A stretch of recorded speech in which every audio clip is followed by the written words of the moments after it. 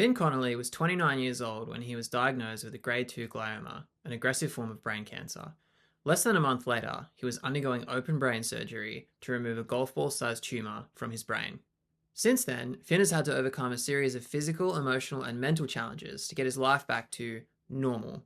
Finn's determination to get his life back, and even improve many aspects of his life beyond where they were pre cancer, is truly inspiring. During this stimulating conversation, we discussed the intense mental and emotional journey of living with the omnipresent threat of recurrence, finding positives in the face of extreme adversity, and what it's like to get told you have 9 years to live. We also discussed the often fine line between performance driven and fear driven action, the power of setting goals, and why everyone should use exposure therapy to prepare themselves for life's hardest moments.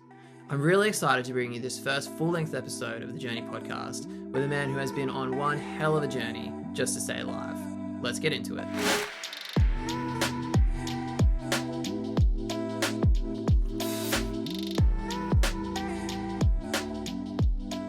Finn Connolly, welcome to the Journey podcast. Thank you so much for being here.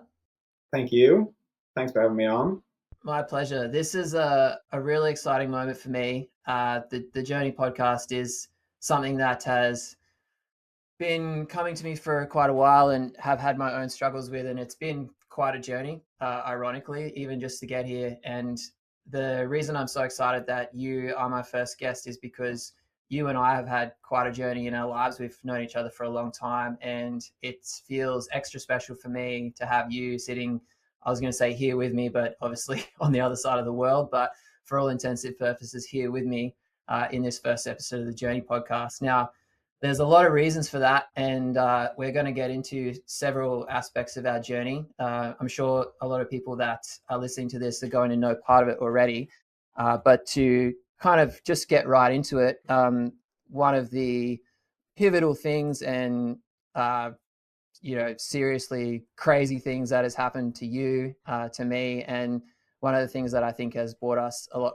closer together over the last few years is when you were diagnosed with brain cancer when you were 29 years old. So that's been something that obviously happened to you. It certainly didn't happen to me, but we were living together at the time. We've known each other for a lot longer before that. And so I was lucky enough to be there for most of, if not all of that journey with you. And I'm very excited for us to unpack a little bit of that. So what I'll do, if you don't mind, is I'll just turn it over to you. If you could just give us a quick recap of that journey, bring in what you feel should be shared, and maybe give the listener a bit of an idea of what that was like. Yeah, of course. Well, I hear you when you say it happened to me, and it certainly regularly feels like it's happening to me and only me, but that's definitely not the case. Um, it happened to everyone who was around me and everyone who acted as a support and still acts as a support. And it is also happening to countless people across the world as well. But at times, yeah, it can be kind of isolating. So to recap on where it all began, like you said, at 29, August 2021, I had a seizure out of the blue. I had no other symptoms or no other indication that I was going to have a seizure or that I had a tumor growing in my brain at the time. And yeah, I had a seizure. I got home from work after a pretty normal day at the office. My office is on the water, and I'd been out teaching some students on their own boat. Thankfully, it didn't happen on the water. Came home. I was having a little bit of lunch, and something that has stuck with me since that moment of the first seizure is that I was eating sun-dried tomatoes on an open sandwich, and I've lost a little bit of trust in sun-dried tomatoes since then. The seizure then led to some time in hospital, 9 days in hospital while they did some tests and they figured out what was going on. The hospital I was at the time didn't have a department that could definitively say what exactly it was. I also I fractured 4 vertebrae in my spine when I had the initial seizure, so they kept me in for that reason as well. In September 2021, so less than a month later, after the formal diagnosis of what is called an oligodendroglioma, and it being grade 2, It's a kind of rare thing, which isn't exactly ideal because I don't know a huge amount about it. After the formal diagnosis, I then had surgery at the end of September 2021. That surgery was considered to be a total success. It's called a resection. So they went in and they removed a tumor that, give or take a few millimeters, was about the size of a golf ball from my right front temporal lobe here. And all this was happening during COVID. So they kind of rushed me in. To be honest, the system here in Australia where I live is, in my opinion, second to none. And yeah, I feel really lucky for having had this happen in Australia at the time it did, because just a few years, uh, 2 years, 2.5 years before that, I was out on the water crossing oceans, and it would have been a whole other story at that time. Yeah, it most certainly would have.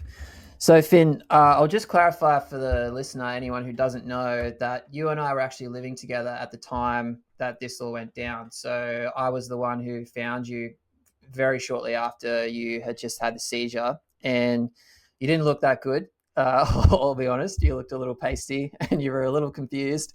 And we actually had no idea about the seizure at the time, but it was the back pain that was had us really worried, and that's why you initially went to the hospital, because your back was hurting so badly. And then 10 days later, you finally came out with a surgery scheduled for not long after. So that was the beginning of, correct me if I'm wrong, but a series of pretty intense physical challenges. Obviously, there was recovering from the back pain, and then there was recovery from the surgery. And this is not a cliche when I say when you came home from the surgery, you looked like you had been run over by a truck.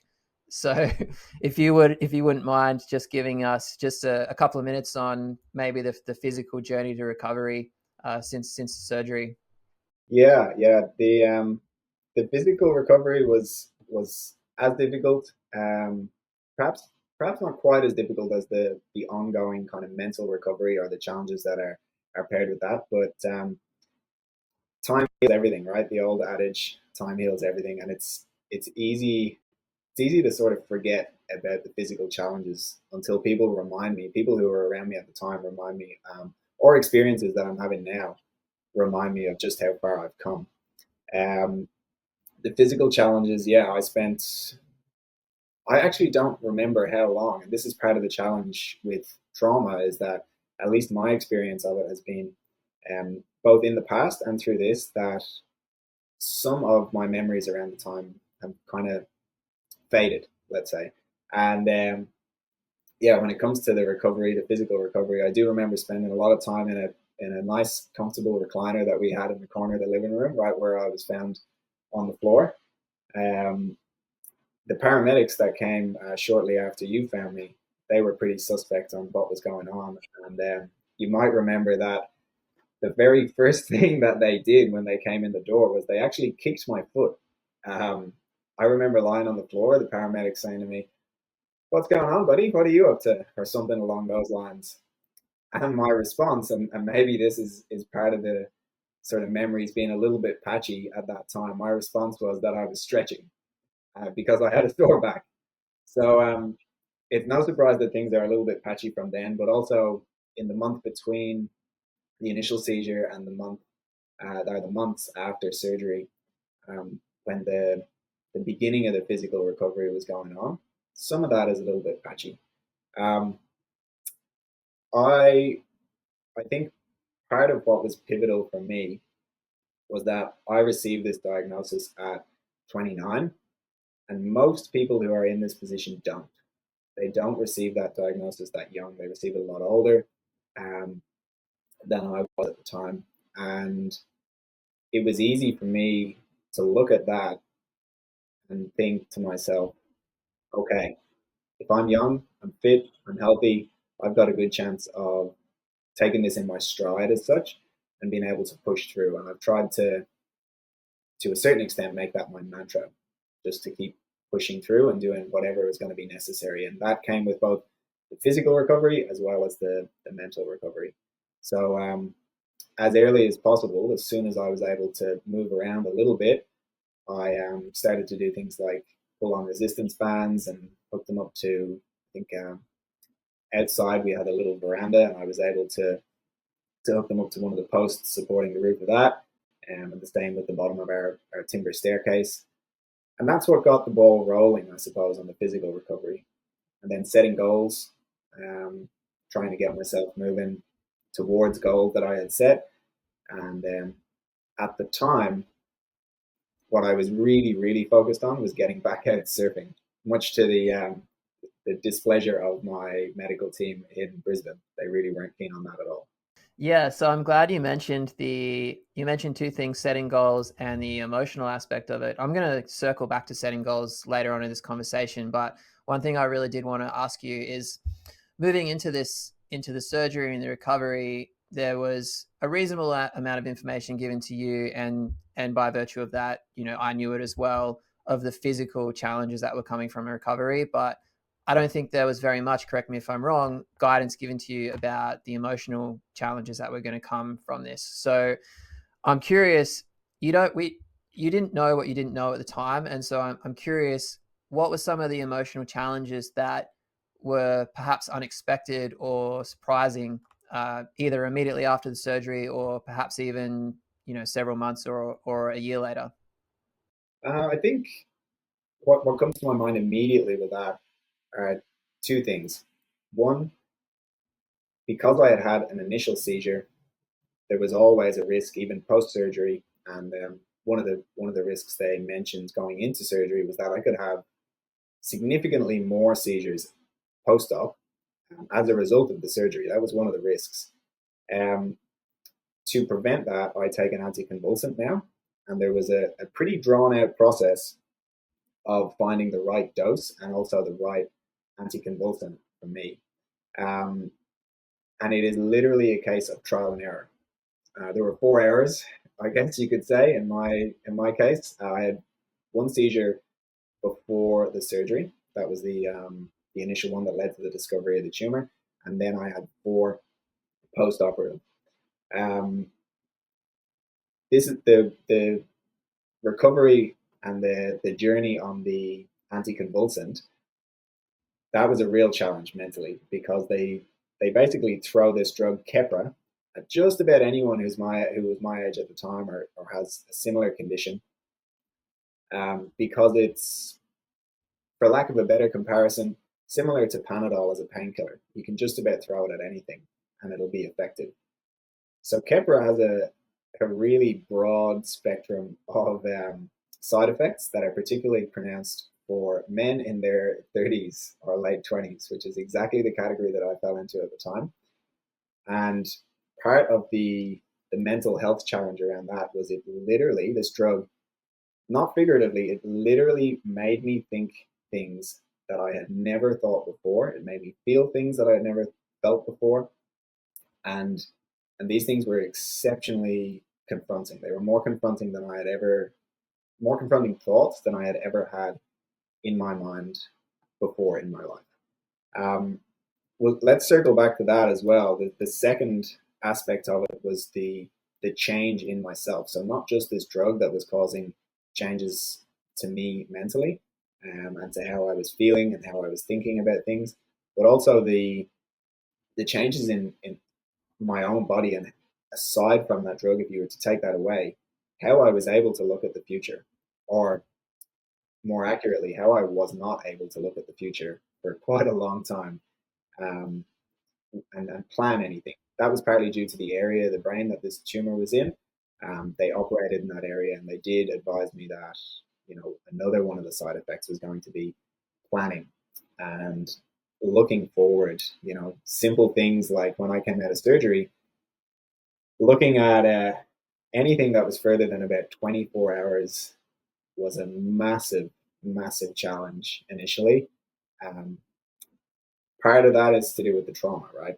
Part of that, maybe you've experienced it yourself with acute injuries. I think most people's reaction is similar. You get this injury, whatever it is that happens, this trauma, and then it's immediately into, at least for me, it's immediately into action. How do I fix this? How do I plan for this? How is it going to affect the rest of my life? Am I going to be able to go to work? Am I going to be able to go surfing?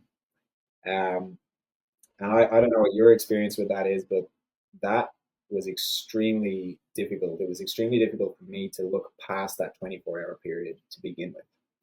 Um, yeah, have you had anything similar to that? In my experience, any moment in my life where I feel where I can't see a path ahead, up until very recently in my life, I'll caveat that it's something I've been working on. But in my experience, any time that I can't see a path ahead, or I feel that that path ahead is physically or energetically blocked to me, that's extremely uncomfortable. Mm, And that's, I would say, in my personal experience, control of outcomes, control of variables has always been a big safety net for me, and it's definitely something that, especially in the last year, I've really tried to ease myself out of and let go of, and I feel that I've made some progress. However, it's like default programming, yeah, and the not being able to default to that programming when I feel stressed or anxious about something, or when I'm in physical or emotional trauma, makes it a whole hell of a lot worse. Let me tell you. yeah, and that was, that was exactly my experience. Is that I had lost total control, and I had to learn the hard way how to accept that, and it's not in my nature. It is not in my nature. I built a career around kind of identifying the variables and eliminating the variables and working in an industry where that was critical, um, that contributed critically to success. Um, so I was in this position where I was really uncomfortable physically. I was really uncomfortable mentally because I had everything taken out of my hands, except for decisions. Now, I read a book recently by Viktor Frankl, who is a Holocaust survivor and psychiatrist who wrote a book. The name of it now isn't coming to me, but it will. Man's Search for Meaning is the name of the book, and he talks about how when you have lost everything, if you were to think about the people who were in concentration camps as an example, they didn't get to make decisions around what they ate, what they wore, when they worked, when they slept, what was coming, when they wanted to have a glass of water. Not an option. They had lost quite literally everything, and the only thing that remains is the decision. So the decision in each moment. Um, Probably not a book I was ready to read 3.5 years ago when this first happened, but I picked it up recently after my dad recommended it, um, and yeah, I found that parts of it I had unknowingly tapped into in that initial phase, and I suppose have used in the last 3.5 years, but other parts were really eye opening. So, in this scenario of having lost everything, essentially, the control over everything, or the idea that you've lost everything, what I still have was the power to make decisions, right?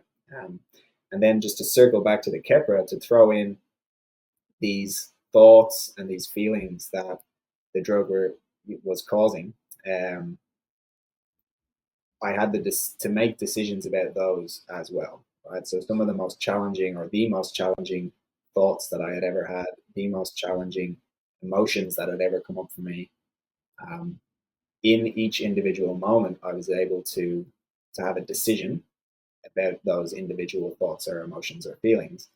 Um, don't get me wrong, I sought out support for that as well. It's not something that I just took on board by myself and ran with. That's not what I'm saying at all. It's a case that I had a fantastic therapist. Um, cannot recommend therapy highly enough. That's something that is a huge positive to have come out of this experience for me. That I now firmly believe that everyone, regardless of what they're going through, whether they've gone through something or haven't, should be doing therapy at some stage in their lives. Um, and yeah, that was a huge learning curve for me. I was able to sit down with a therapist, say, "Hey, I'm thinking this thing and I'm feeling this thing." And some of the time, all I needed to hear was Frank, the therapist, say to me, "Yeah, well, you got a lot on your plate, buddy. That's pretty normal." what you're experiencing is normal. And then I would think, oh, right, okay, so it's pretty normal to be really, really scared of this, terrified. But when you have the feeling of being on your own, it doesn't feel like it's normal. It feels like it's only happening to you, right? Yeah, most definitely. I can imagine, even though the statistics are there and there's countless other testimonial stories, and there's a whole, wing of the medical industry built around cancer, it would not negate that feeling of being so isolated, or, perhaps not having people understand. Um, you mentioned that therapy was a positive to come out of this experience. I'm curious, what are what are a few other positives that have come out of this experience? And I say this because I fundamentally believe that in challenge is where we grow and evolve, and the greater the challenge, ultimately the greater the growth and evolution. Now, it's really easy to say that when I haven't had brain cancer, and I'm curious what your thoughts are on that, and if you could speak to that in your own experience. As far as positives go to come out of it, it might, you know, it's kind of a funny question even now. Like I sometimes think about that myself, out of the context of this podcast or these conversations that do happen somewhat regularly with friends and family. Um, it's kind of funny to look at these really challenging experiences that anyone could have, um, and think, what was good about that? What was good about that? And I think just before we delve into that, the challenge could be, my challenge of having had brain cancer, having had a tumor removed, and then having recovered from that physically, and doing the ongoing mental work to live with the potential for that, recurring or coming back, is my highest level of challenge, right, in my life. But equally as challenging could be for someone else. It could be their parent passing away. It could be their cat dying. It could be a car crash that they were in that they then have to recover from. I don't think that that one trauma trumps another. I think it's a matter of you can kind of prepare for these traumas to a certain extent, and then the recovery is just about the same for everyone because it's the most extreme or the most challenging thing that someone has been through on their own personal level. As far as the positives that have come out of it for me, I guess I've leaned into things that I was, you know, not so capable of leaning into in the past. I'm quite I'm the type of person that has in the past struggled to lean into support, lean into my friends and my family, and accept care from them. Um, I moved away from home at 19. I've been on my own, living on the other side of the world just about since then. A few short trips home to Ireland, where I'm from originally. Um, and I've always taken care of myself, is the way I see it. And I've always, you know, got through minor challenges, or what now seem like minor challenges, on my own. And it was difficult for me to be in this position of need, and this position where I genuinely had to rely on other people, and accept the care, and more importantly than that. So that was one learning part, I suppose, one aspect where I learned a lot about myself, but also recognizing that people around me want to contribute in that way. They wanted to support me, and it was their own choice to dive in head first and be going through this experience. You mentioned right at the start, I've had this experience myself, and it didn't happen to someone else, but everyone who was around at that time and everyone who continues to experience it with me is on their own journey with it that runs parallel to mine. Sure, I might be the person who it's happening to, but you have a parallel journey, right? You were there, you came in the door, I'm lying on the floor. Your parallel journey starts at that point, and it continues right up until this moment.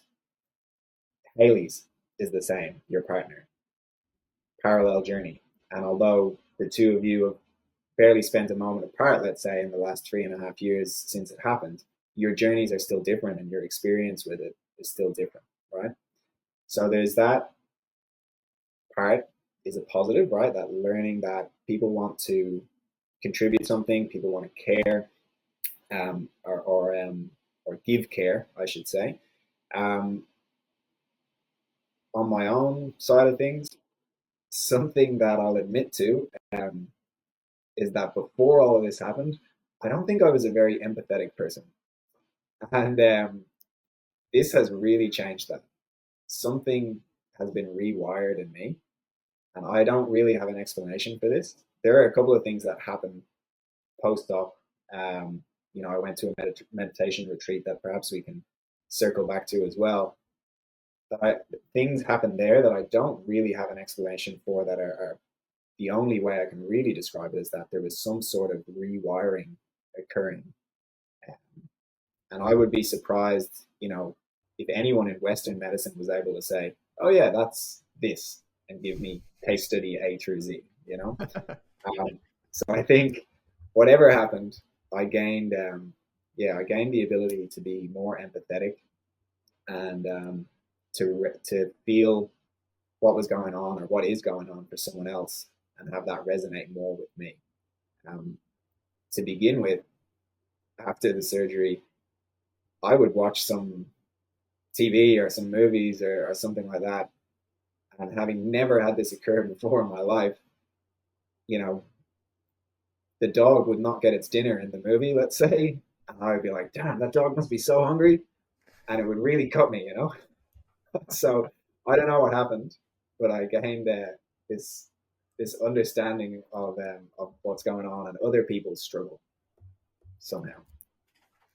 That's so interesting. I think it's a very, I want to say, masculine trait. This isn't, I'm not going to apply this to all men, but it's a very masculine trait to respond to perceived problems, situations with a solution.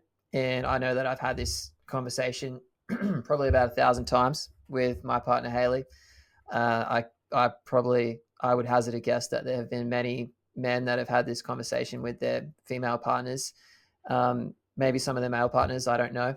And it's so interesting that you bring up empathy, because that's also something that I have been trying and predominantly failing at for quite some time.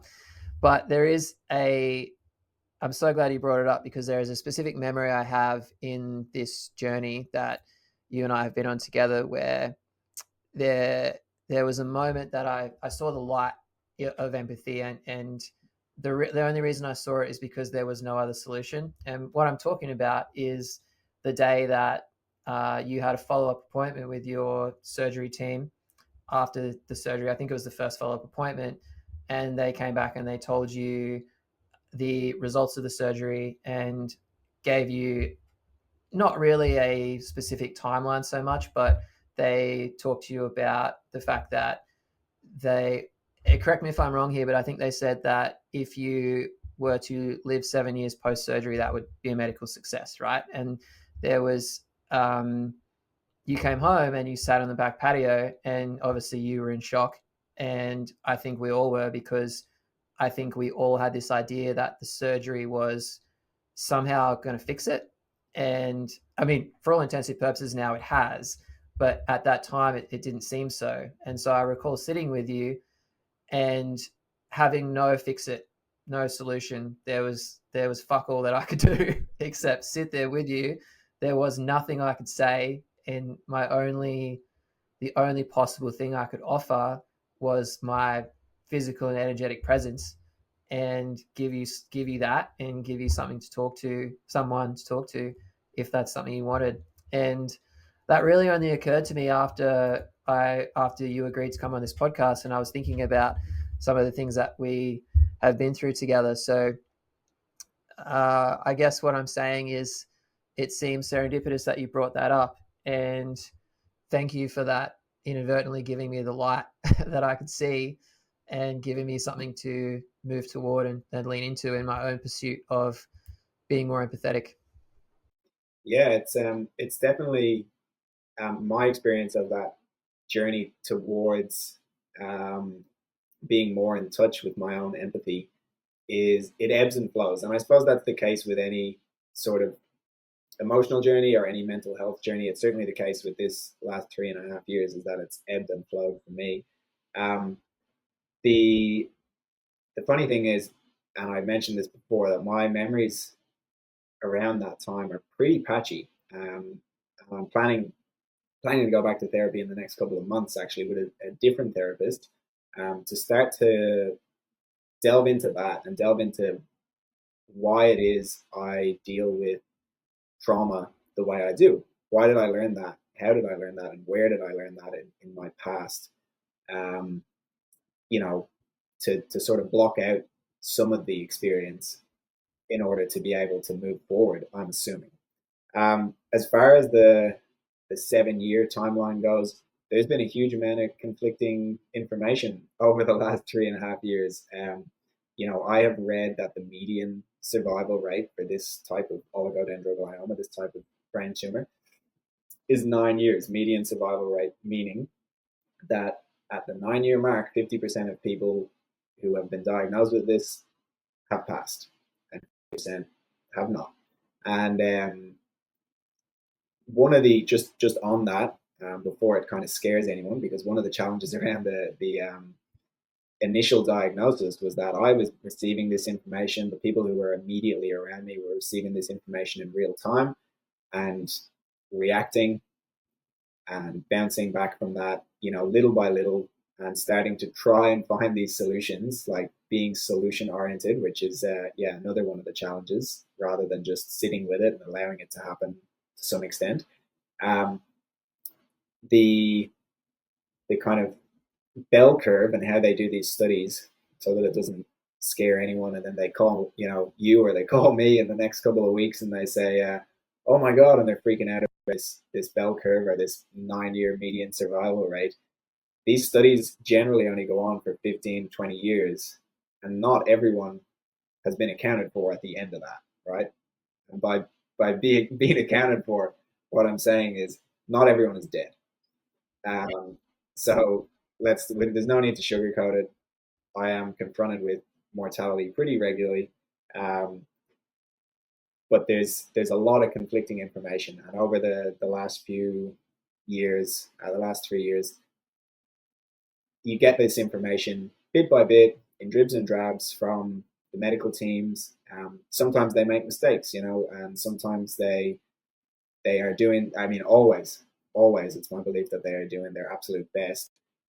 But all these departments that I interact with don't overlap all the time, and sometimes hairs get crossed, and that's just the nature of it. So whether it's 7 years, whether it's 9 years, whether it's 20 years plus, because the bell curve doesn't say, um, to a certain extent, although that is on my mind, um, to a certain extent is immaterial. The times that is most challenging, um, not just in that initial period where we learned these morsels of information and had these confronting things told to us.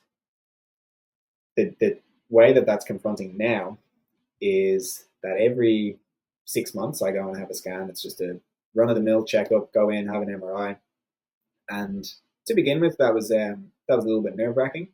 But as they became regular, became a normal occurrence in my life, they started to lose their significance, right? Up until about a year ago, I had a scan where they flagged it as potential change. They said, look, maybe something is happening here. Maybe there's a sign of recurrence.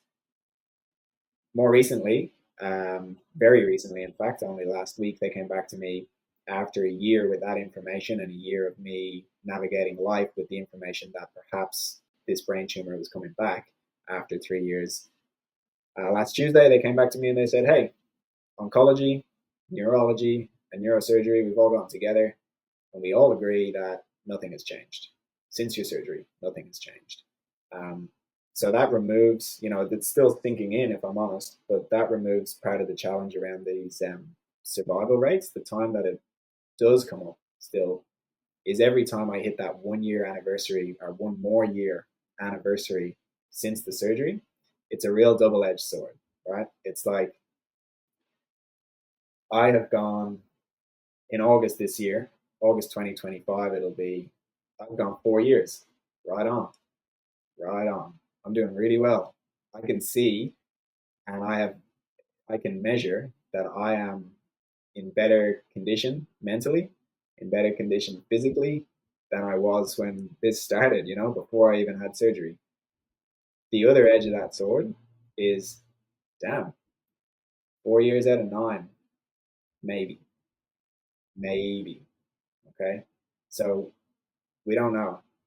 And this is part of accepting that there isn't a solution, part of accepting that I have to live with this uncertainty, and part of learning how to live with that uncertainty is the double-edged sword of the milestones.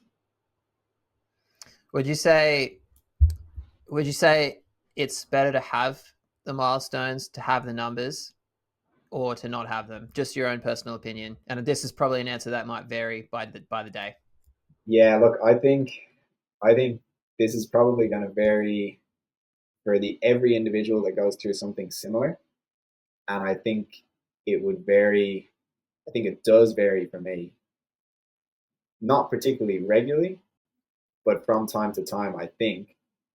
I wish I didn't know what I know. I wish I wish I didn't have the information that I have. I wish that I could be totally oblivious because sometimes it feels pretty unfair, right? It's not. There's no fair or unfair about it. It's just something that happened or is happening. But sometimes I think, man, I wish I hadn't read that book, or I wish I hadn't read that study, 3 years ago. And other times it's extremely motivating. And it's a bit of a dangerous one. The fear is what's motivating, right? It's motivating because it encourages me to eat healthily. It encourages me to aim to live a healthy lifestyle. It encourages me to set boundaries with myself and be disciplined. This is one of the positives. Another one of the positives that has come out of it. How to be disciplined, um, how to maintain healthy living, and how to use fear to motivate myself sometimes. Now, part of the risk with that is that I don't want to live in fear of it all the time. I don't want to live in fear of recurrence.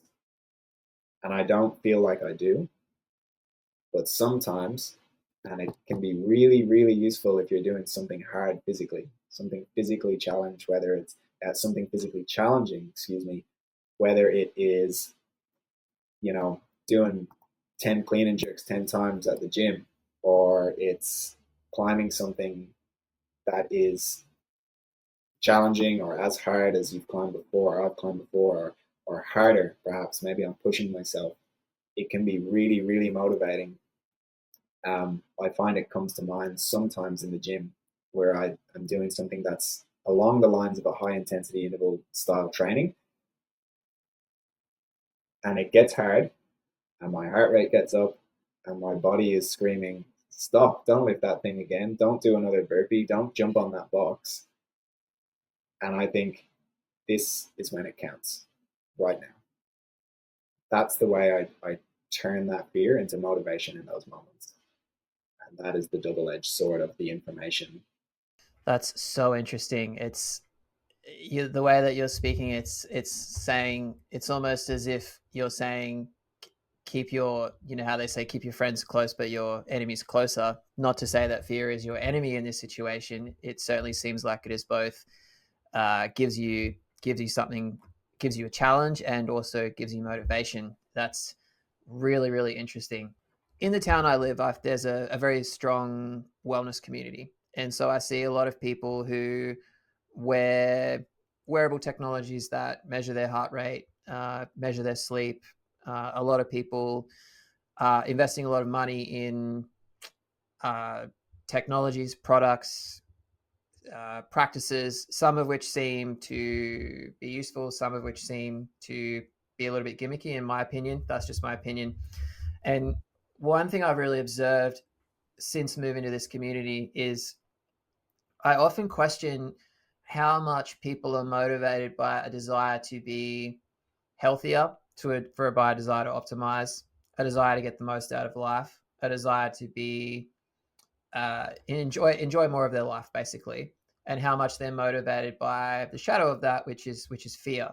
And so I personally can speak to this, that it's becoming apparent to me that much of what I've done in my life, I've actually been motivated by fear much more than I've been motivated by the result, positive outcome. So if I could give a brief example of that, I've always been drawn to physical training. That was initially just gym training, and then it was for a long time it was running, and most recently it's been climbing. Now I love climbing. We've climbed together a lot. Obviously, we're both very passionate about it. It's some of my best memories, and at the same time, beneath that, there is a fear of feeling or being perceived as weak. And what I see in this community that I live is I at least I think I see is fear of mortality, fear of weakness, fear of not belonging, fear of not fitting in socially. So having been through this very close and intense relationship with fear yourself, and also being someone who has a close relationship with performance, where do you think the line is there? Not just talking about your experience with being motivated by having had brain cancer and brain surgery. What do you think is a healthy relationship with fear versus a healthy relationship with performance, if such a thing can even really exist? I think, first of all, it's a difficult question to answer. And for myself, I don't necessarily have an answer. I think that some of the time, in my own case, I'm assuming that that motivation that I draw from fear ripples over into other areas of my life and could be having a negative impact in some way. Whether I'm aware of that or not is another thing. Um, when it comes to, if we were to remove the elephant in the room, or remove the brain cancer and the surgery from the equation, and look at generally how does fear help as a motivator, or more fundamentally, how do you use um, away values and toward values for motivation? Um, as an example, fear being an away value in my case, fear of dying, fear of having a recurrence. What can I do to influence that? Can I lift this thing up again? Can I jump on this box again? Yeah, the answer is yes. It's do it until you literally cannot physically do it again. Um, that's probably not that healthy, in all honesty, um, but it is a motivator. The toward values, being motivated by toward values, for me, that is so close, and it's so, parallel to that fear is, well, what about longevity? I'm motivated by longevity because there is a lot that I want to do in my life. And if I remove the idea of my life potentially being shortened by this illness, um, which, for the record, I don't think it's going to be. My mentality is, yeah, that's a thing that happened. It's a thing that continues to happen to me, but it is absolutely not going to stop me. And for anyone who's listening's benefit, um, I have a bet going with you, um, and two other friends of ours for longevity, essentially. So whoever lives the longest wins the bet. Not only do they win living the longest and perhaps having the most experiences in life as a result, but they're also going to get $50 from each person. Um, so you know, it's high stakes stuff. Um, I think, yeah, I think all joking aside, the my motivation to win that bet and my motivation to have more experiences in life and to live longer is closely related to the fear of dying. Right, it's a fine line between the two, um, and I can hear it. I can hear it in my own voice when we talk about mortality. I've had a lot of time thinking about mortality over the last 3.5 years. I don't know if you can pick up on it through the microphone, but I can hear a slight pitch change in my voice the more we talk about the fear of death, right? And my scenario of having it, right up in my face, essentially. When it comes to other people and the healthy relationship with it and those healthy motivators, I think setting healthy goals is perhaps a way to go about having a healthy relationship with motivation and whatever the away motivators might be or whatever the toward motivators might be. Um, my opinion, and this may not be the case for everyone. I'm sure it's not the case for everyone. My opinion is that things like bodybuilding, as an example, take bodybuilding as an example. To be motivated to do that, I don't understand the relationship that someone has with themselves to be motivated to do that in a positive way. I think that the impact on your body is impacting your longevity if you take that physical um, pursuit as a as an example.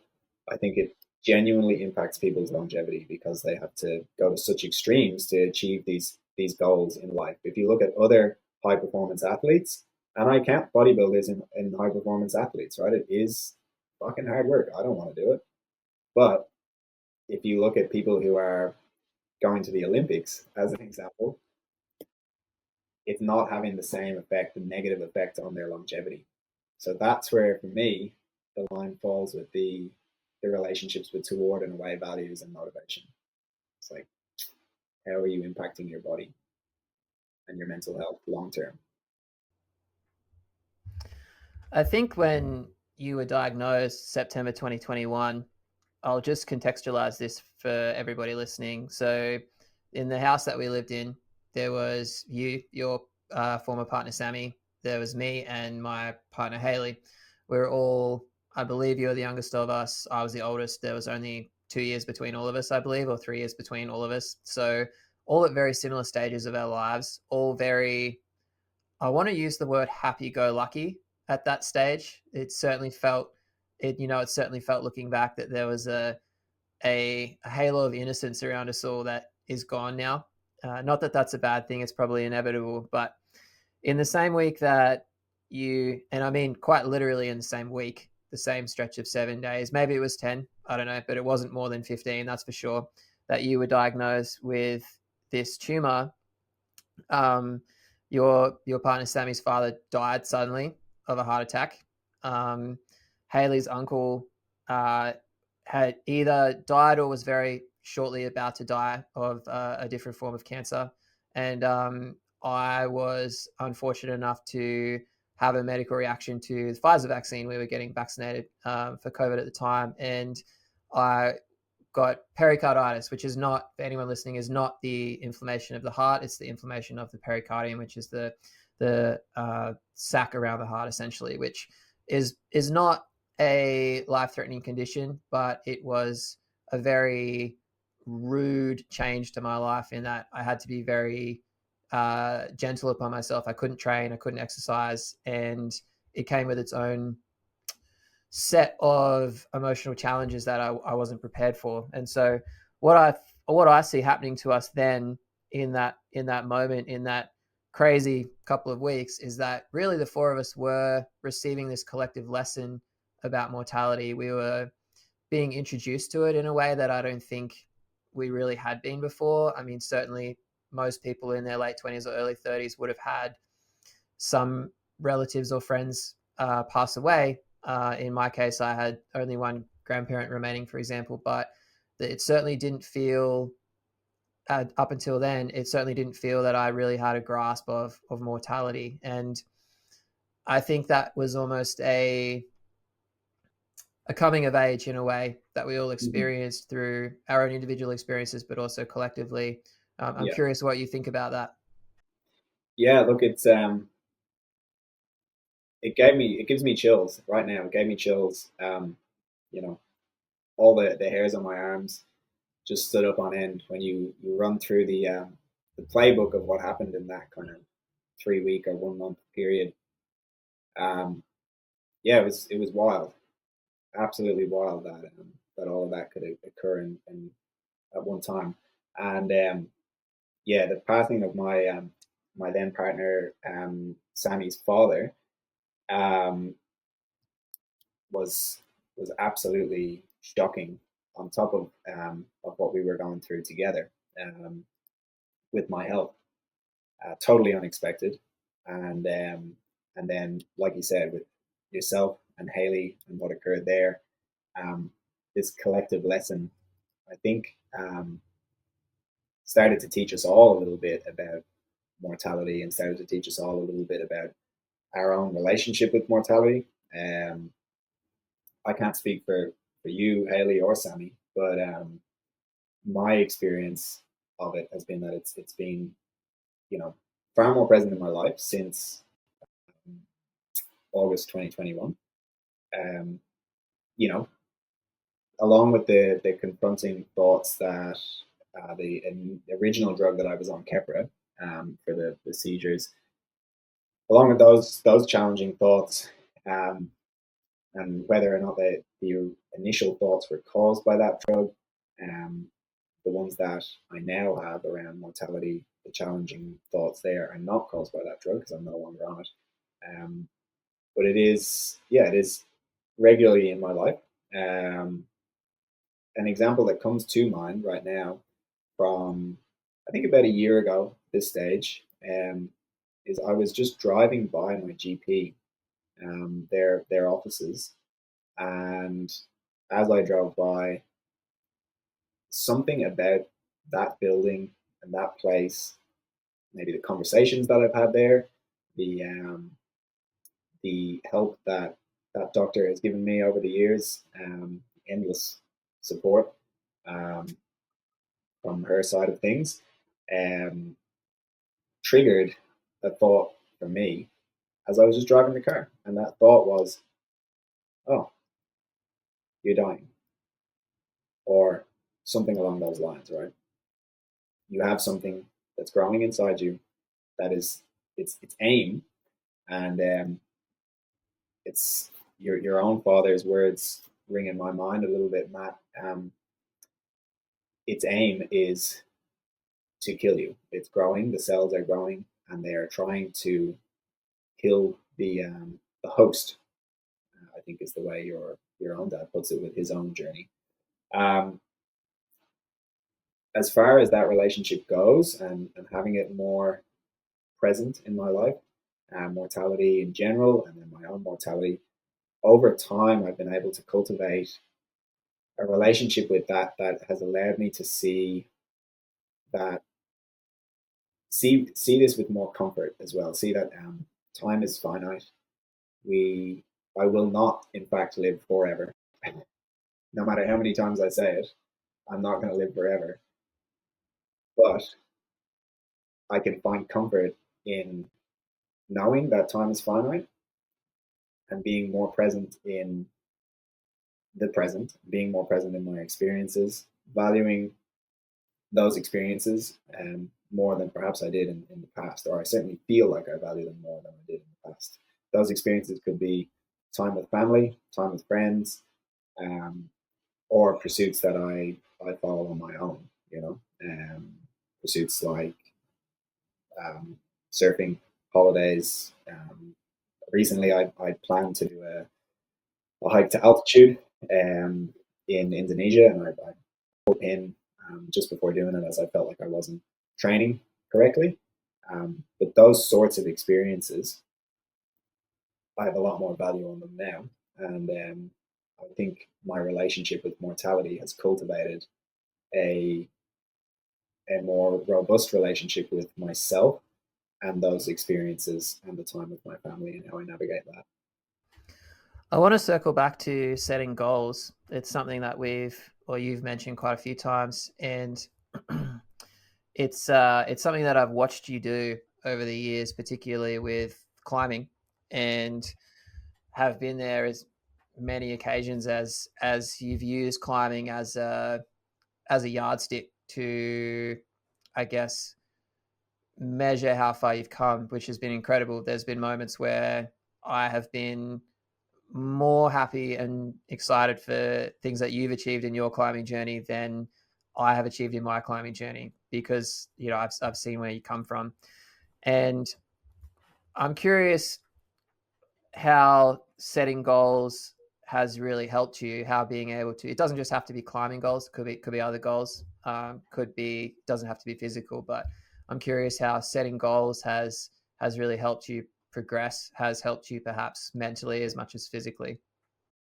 Yeah, I think in the initial phases of my recovery, and as I started to get back to physical activity, I mentioned that surfing was one of the goals, and yeah, the brief version on my return to surfing was that originally they told me 12 months post op. I had a section of my skull cut out to have this tumor removed and then put back in.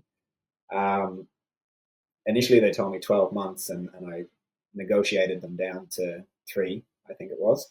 Um, that was the first goal, was to get back in the water. Now, I'm not talking about going out and surfing, you know, 6 foot Uluwatu. I went out in like 1 foot or 2 foot on the Sunshine Coast beaches here, and I did it with friends there to support me and there to be on site if something was to go wrong. One of the big concerns at the time was that I was still in this exploratory phase of um, finding the right anticonvulsant dose for me.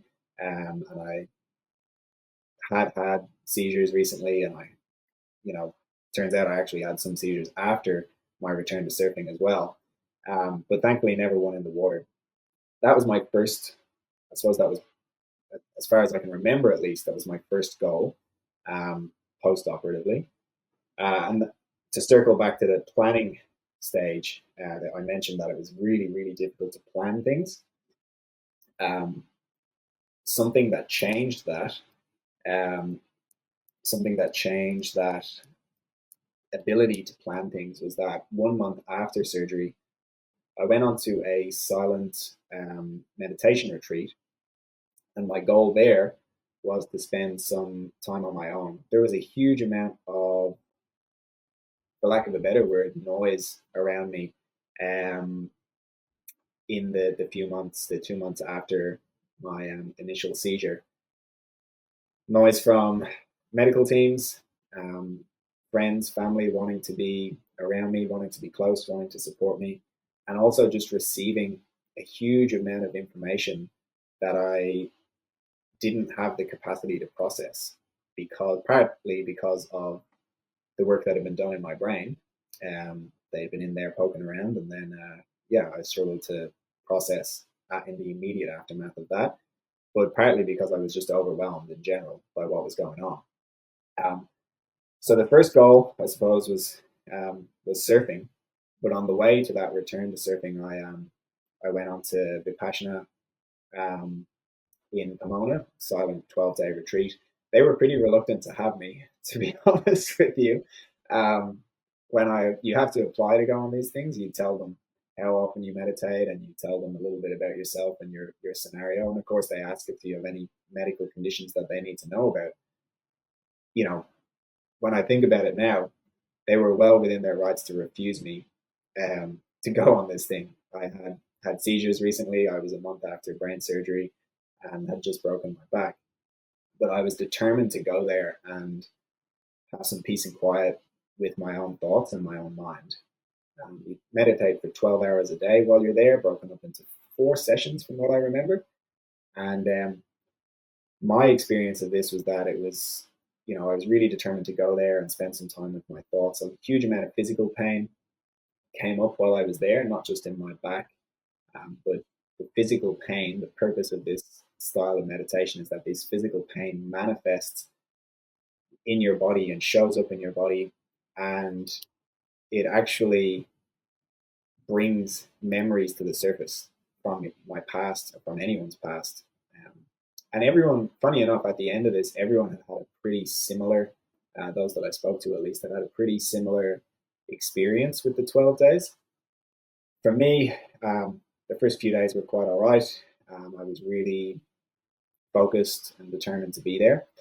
Um, as I got towards the end of the 12 days, it became more and more difficult. So I think around day 10, something like that, I was pretty convinced that I was going to leave. It may have even been day 11, right at the precipice of being finished. I was convinced, no, I can no longer be here. I can no longer do this. And at that time, I spoke to the facilitator. There's always the option to speak to the facilitator there. And they convinced me that, again, similar to Frank, the therapist that I have seen over the last few years, that my experience was normal. And that was all I needed to hear, was that my experience was normal. And maybe on that, something to take away, if other people are going through something really traumatic, really challenging, whatever you're feeling, maybe the takeaway is that that's normal. You know, it's okay to feel those things, whether that's wanting to throw yourself off a cliff because it's so challenging, or whether it's wanting to blank it out and not accept it and not be willing to bring those thoughts in. Yeah, hearing that what you're experiencing is normal was pivotal for me. So that was the Vipassana experience. And the reason I brought that up is that towards the end of it, I had what I consider to be what may have been a sort of outer body experience, or out of body experience, I should say. Um, I was meditating, and when I went into Vipassana, I had no capacity to plan or to look forward or to set goals in the way that we're talking about now. Goals like long-term climbing goals, as an example. Um, but something happened in there, and I don't know what it was, but I walked out with the capacity to do those things again. I was meditating, and I was suddenly in my own head, not just mentally, but I felt like I was physically in there, and I was on a journey down a path in my head with electrical signal. I was following the signal, and it arrived at the site of the surgery, and it arrived at that gap. Right, there's a cavity there. There's scar tissue, and there's a what I occasionally and coarsely describe as an ice cream scoop worth of brain or thereabouts, um, that is missing. So the electrical signals can no longer travel that path. And my experience was that I was in there with this signal traveling along that path, and it reached the roadblock and it changed direction. It got to its destination that it needed to get to through an alternate route. And I walked out of Vipassana able to do things that I hadn't been able to do going in. One of those things being planning, um, and looking forward a little bit more. I'm not going to say that I was able to suddenly plan 5 and 10 years down the line. I've kind of moved away from doing that, actually, um, in a more broad sense. But I was certainly able to look a little bit further forward, and it was at that time that my then partner and I started to plan a trip home to Ireland to catch up with my family, who were really concerned about me. As far as climbing goes, so that's like the mental side of what led into having the capacity to set goals and use climbing as a measuring stick. The good thing about climbing, to circle back to your question, is that it has a grading system, right? And I had been climbing before surgery, and I started to climb again afterwards. So I knew what the highest grade I had ever climbed was. And I don't know, it was around let's say, for argument's sake, it was around a 20 or a 21, something like that. And I knew that that was my goal. In order to do that, I one of the challenges was that when you climb, you fall. Because of the falling aspect of it and the training facilities that are around here, I needed to practice falling, and practice falling on my back in particular. because every time I did, I was the area where I had broken or fractured four vertebrae was seizing up and stopping me from training for a few days or even a week at a time. So to move towards being able to get back to where I was, um, I started to practice fall. So I would get on the wall, half a meter up, I would fall off and roll onto my back. I did that 50, 100 times. And I was nervous, I was shaking. Like 2 foot off the ground, and I was shaking. Then I'd do it at a meter, and over several weeks, I set these goals of, okay, I'm only going to climb in the bouldering system. It's V grading. And I was only going to climb a V1. And when I'd done every single V1 in the gym, like just try and put yourself in the perspective of I was not in good physical condition at all. Climbing a V1, an entry level grade in climbing, was a real challenge for me at the time.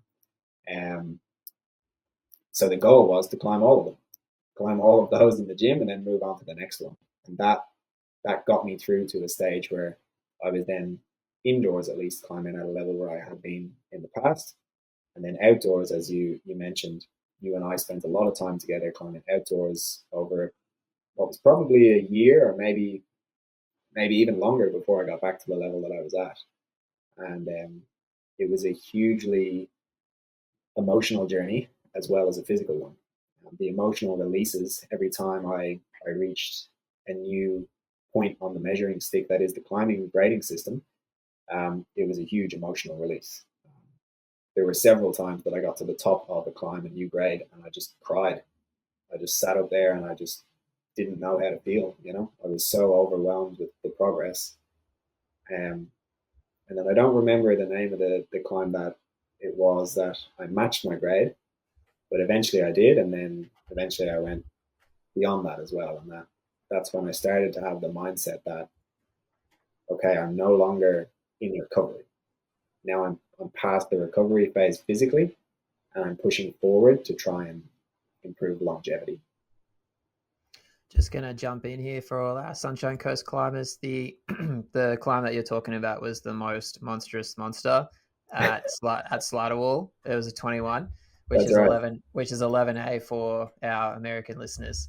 That's yeah, I remember that because I was there and I was sitting at the bottom, also crying a little bit, if I if I'll be honest. It was a very special moment. Yeah, the most monstrous monster. And I Yeah, suppose you that's can right. take from that what you will, but it's a little bit fitting as well. There are probably a lot of climbs that we have done, and a lot of climbs out there that the name would be able to have some sort of meaning towards the journey. But yeah, the most monstrous monster. It did certainly. It felt like that sort of challenge. The journey up until that point. Hmm. It's interesting watching the progression of goal setting as a means to reach a state that you were at to equal where you were, and then watching the goals move beyond that. And I think about my dad a lot when we talk about this because, as you know, my dad Mark also has a form of cancer. He has non-Hodgkin's lymphoma and Mm-hmm. has, at this point is routinely setting goals for himself as a way to motivate himself to prolong his own life, basically. And those Yeah, goals have those goals have really expanded in audacity yeah, as the years have gone by. It started with just climbing up a mountain on, I think it was Lizard Island, and I forget the name of the mountain, so I won't say it, but it was a nautical journey up to Lizard Island, which is a fairly remote destination for coastal cruises anyway. And yeah, and he made it. And when he got there, he had a similar emotional release. It's on video. yeah. And I'll put the movie that I made about this topic in the show notes if anyone is interested, because it's a really touching story. He had a similar release where he reached a new level of what he thought he could do, and I believe his words were, uh, "If you, for those of you who have cancer, don't give up. You can live." And it was a huge moment for him of realizing that this didn't have to define him. And from then on, as you know, his next goal was, he went that far north, he was going to go that far south, and decided he was going to sail to Tasmania, which Yeah. you and I were there with him very recently. We sailed from Eden in the border of New South Wales and Victoria to across the Bass Strait to Tasmania through a literal gale. And for Dad, watching him, as his son and as an experienced sailor, and you being an experienced sailor as well, watching him not only move towards this incredible goal that many people wouldn't even think of in their lives, but also becoming a better sailor, learning more about the ocean, learning more about what he's capable of as he goes, far past the point of using a goal just to sustain life. It's goal setting has now gone well beyond that into making more of a life, improving more of a life. So Yeah. it's just incredible, and it's been exactly the same for you. You've gone far beyond where you were. Yeah. Yeah. It's the goal setting, the goal setting mentality feels like a fundamental piece of the puzzle to surviving um, through something that's extremely challenging. And for anyone who has to do that continuously, and who has, whether it's an illness or some other sort of challenge that is omnipresent, then yeah, the goal setting side of things, I think, is absolutely fundamental. That video that your dad posted, of his emotional release and his realization on Lizard Island, and the words, um, you know, that you can live and you can keep living, and don't give up, and don't listen to the hype. Don't hear the C word, cancer, that is, and don't hear that word and think this is it. This is a death sentence. Um, and from very early on, in my own journey, I had to come to that realization. I had to hear that word and say, okay, this is not going to define me. This is perhaps going to define a period in my life, and it's going to perhaps define or help shape aspects of my life positively, but don't allow it to define the remainder of your life, however long that may be. Um, and yeah, your dad's journey, um, has certainly been one that has, I think, our journeys, our individual journeys, your dad's and mine, have certainly brought our relationship closer together as well. And it's been, not only motivating for me to see him set goals and to see him achieve those goals, and then to be part of some small part of that journey, the Tasmania trip, um, was also my return. It was my first time back on the water after a career on the water, building a career on the water. I spent three or just about 3.5 years, I suppose, um, off the water because I lost my commercial qualifications as a result of the seizures. I also had a change with my eyesight, which, these are the things that I forget. Like I've got a double blind spot in the top left quadrant of both my eyes, and as a result of the surgery, and it all contributed to me losing my career, which is one of the most challenging things to deal with on this journey. The Your dad's journey has been, yeah, highly motivating, and that return to the water, I jumped at the opportunity. In fact, I don't really know if I was technically invited or if I invited myself and then I was invited to go sailing to Tasmania.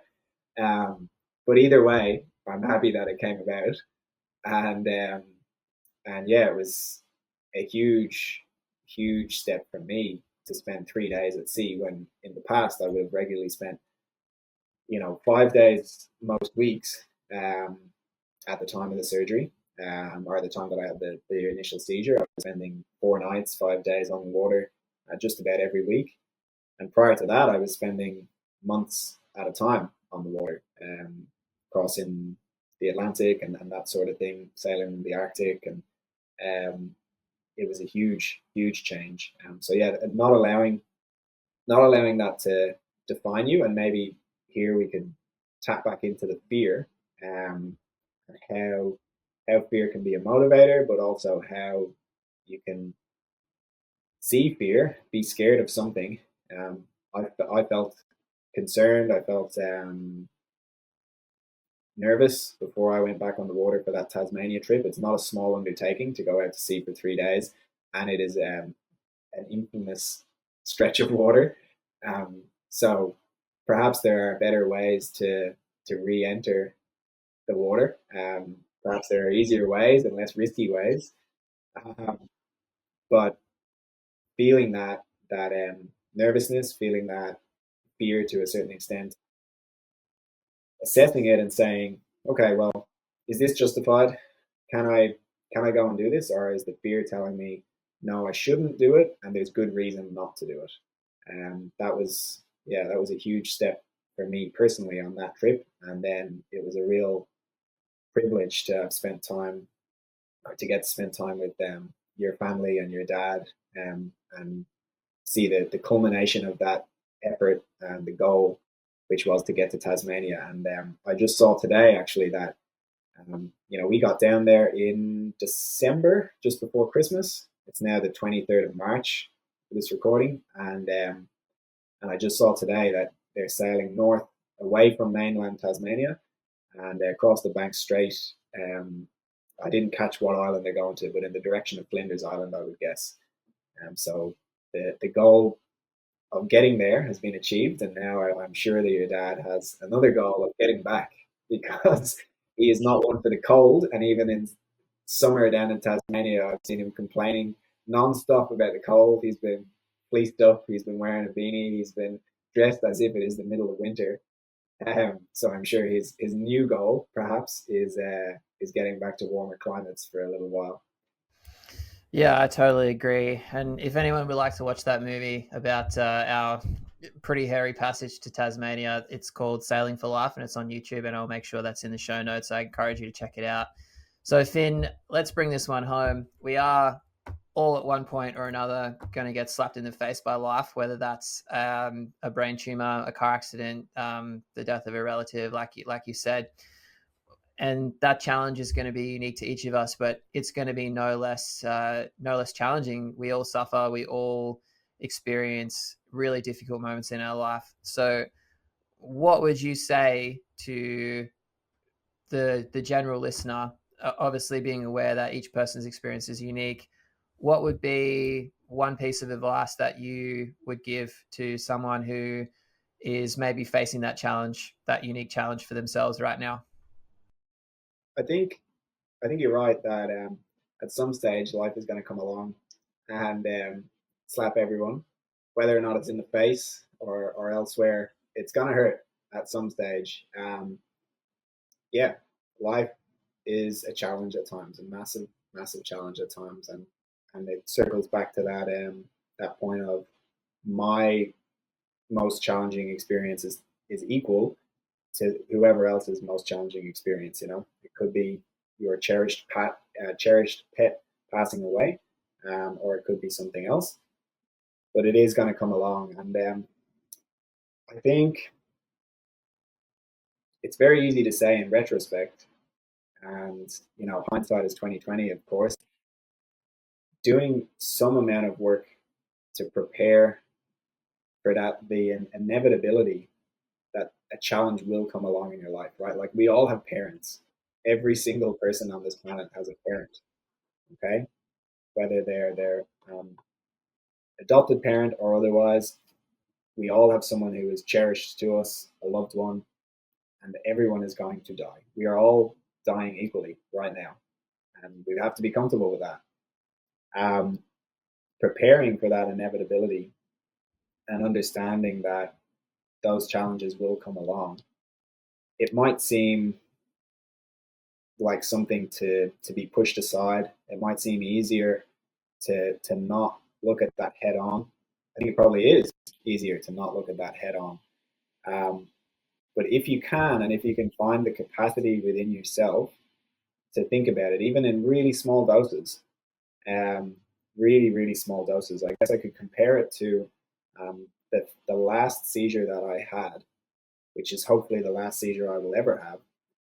After I had it, I then went back to the place that I had had that seizure, and I unknowingly, my therapist then told me afterwards, I unknowingly did a little bit of exposure therapy. So I exposed myself to that place where something bad had happened, and I reframed it in my mind. What I had done that day, because one of the major challenges of having seizures is that they don't like you driving a car. So I had lost my driver's license for 12 or 24 months or something like that. So I went back to that site and where I had had the seizure, and I had just bought a new bike, and I stopped in and sat down with the new bike, and I reframed that place. A little bit of exposure therapy, accidentally, without knowing that that's what it was. And if you can perform some sort of exposure therapy on yourself, if you have the capacity to do it in such a way that you open yourself up to the idea that, you know, as an example, my parents will pass eventually. My grandparents will pass probably sooner. We are all going to go through a challenge. And if you can open your mind up to that and prepare, whether it's with a professional, or if you have the capacity to do it yourself, seek out help, speak to a therapist. I got to keep circling back to, in my opinion, everyone should be seeing a therapist at some stage in their life, um, to delve into the way that they're wired, even at a basic level, the way that any of us are wired, and ask those questions. Ask, why do I react to this stimulus in this way? And start to do a little bit of work. Other things that I think have served me well. Maybe maybe you need to be wired a certain way to go about it like this, but very early on in my journey, I was given all of the information. Okay, I had several options when they diagnosed the tumor.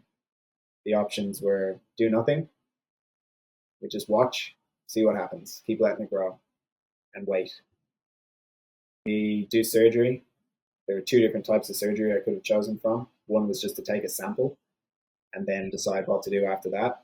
Um, the other was to do the total resection that I did, um, or jump straight into doing chemotherapy or radiotherapy or both. And through the system here in Australia, there aren't other options, or at the time, I should say, there weren't other options given to me. So with that information, I needed to pause for a moment and then make a decision. And I think, again, coming from things that I had learned through my career, as far as making a decision under pressure or making a decision when something goes wrong, I found it quite easy. I reflect on that a little bit. Like, I found it quite easy to make the decision to go in and have brain surgery, and it's kind of strange to me how easy it was.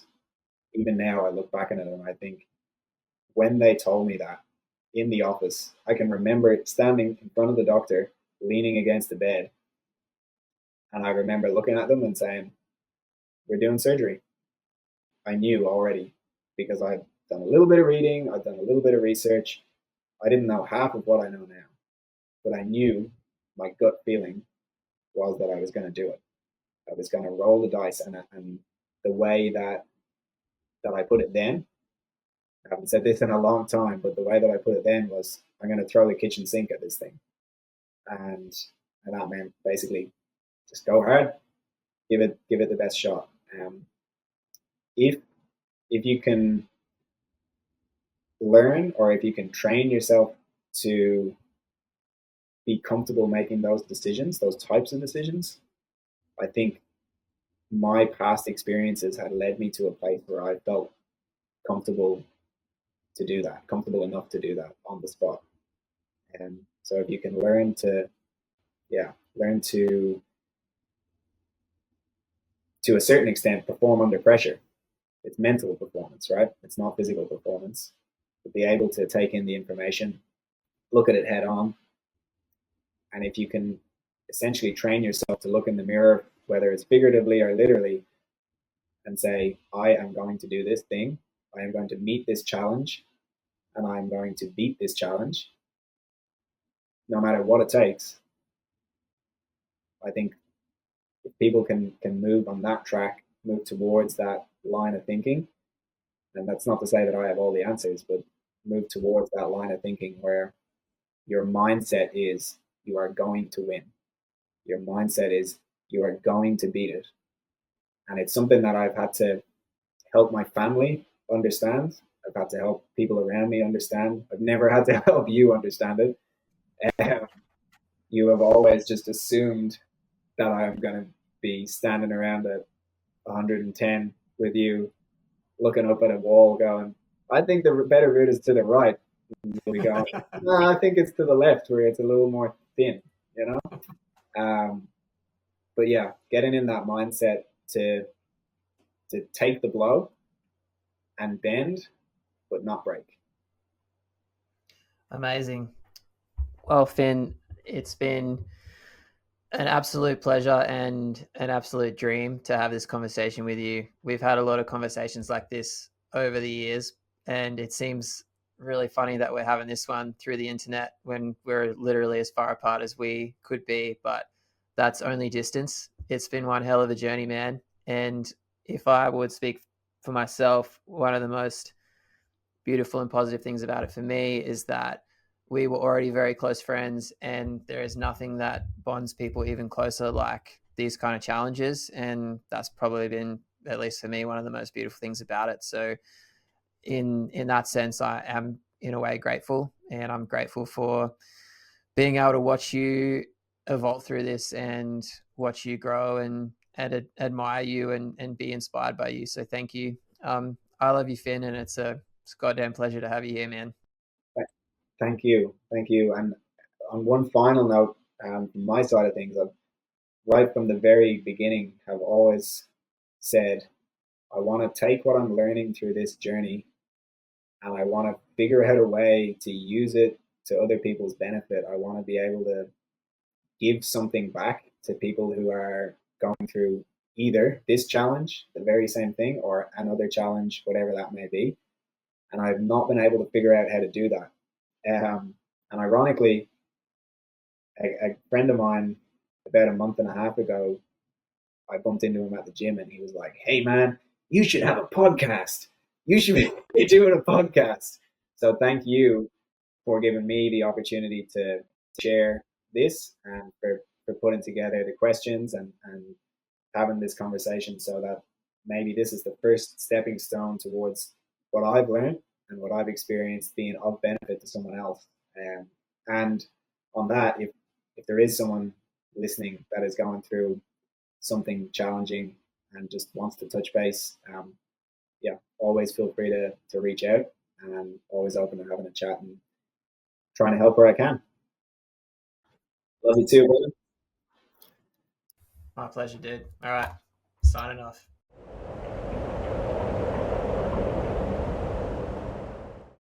Thank you so much for tuning into the Journey podcast. For links and information about today's episode, check out the show notes below. If you'd like to support this podcast, the easiest and most impactful way to do so is to subscribe on your favorite podcast platform and leave a review or comment. Or please share your favorite episodes with friends, family, or on social media. That's also incredibly helpful. If you'd like to get in touch or you'd like to read my book, Last Train North, the easiest way to get into all of that is at my website, matthewchanner.com. Thanks again, and I'll see you in the next episode. Until then, enjoy the journey.